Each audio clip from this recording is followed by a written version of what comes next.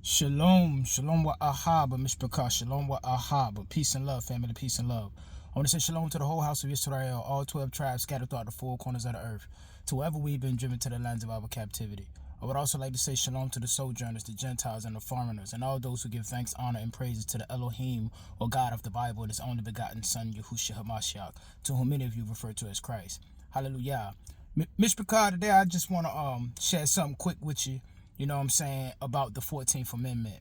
Because I do see a lot of these Democrats, especially, so-called black Democrats, gaslighting our people like this 14th Amendment and birthright citizenship, you know what I mean, and illegal immigrants and certain, naturalized immigrants that may not share the best interests of the land that we are currently living on.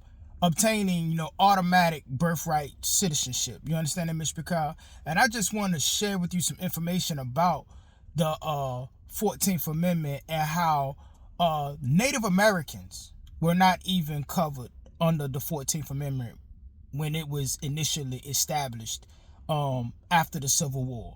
Native Americans, the red man, did not receive citizenship in this country until June 2nd, 1924.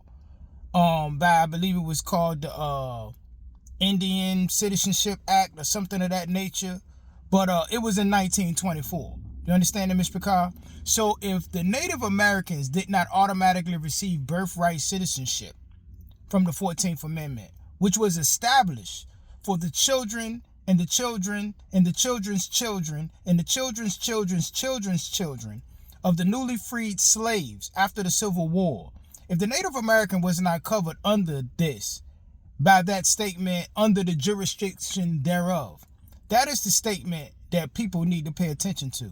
The 14th Amendment was never intended for illegal immigrants to come to America and non-citizens to come to America, have a child, and automatically receive citizenship. That was never the intent of the 14th Amendment. Because if that was the intent, Native Americans would have been covered under that amendment.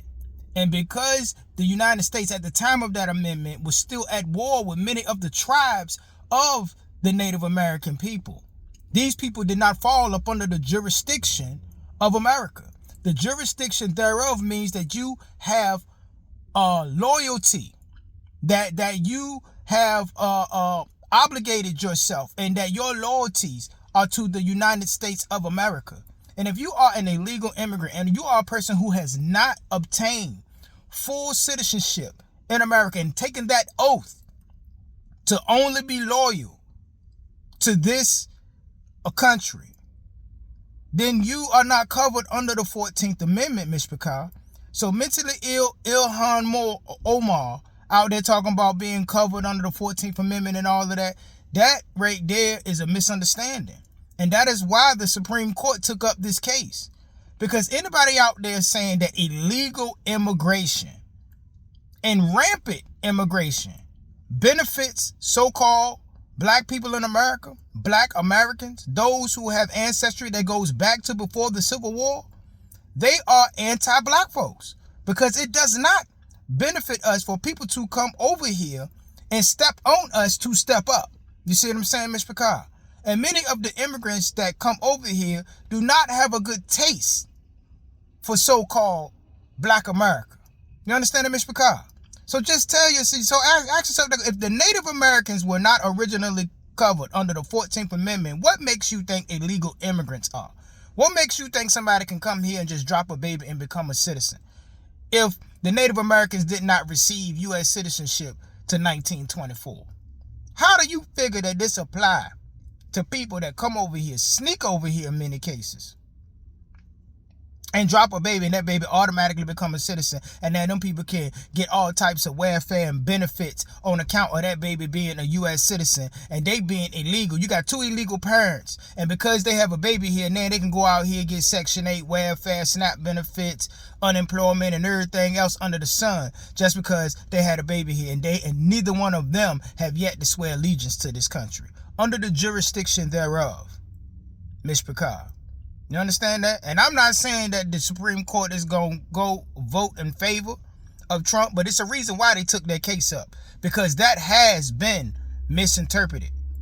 And it's not in the best benefit of this country. It is not safe for us to be over here just saying that anybody born here can become a citizen.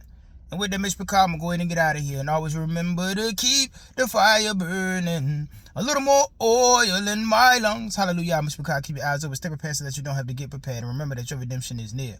Until we meet again, Mr. Picard. Kuma Yisrael. Kam Yasha'al. Rise Yisrael. Shalom, Shalom. Salam, Mr. Picard. Hallelujah.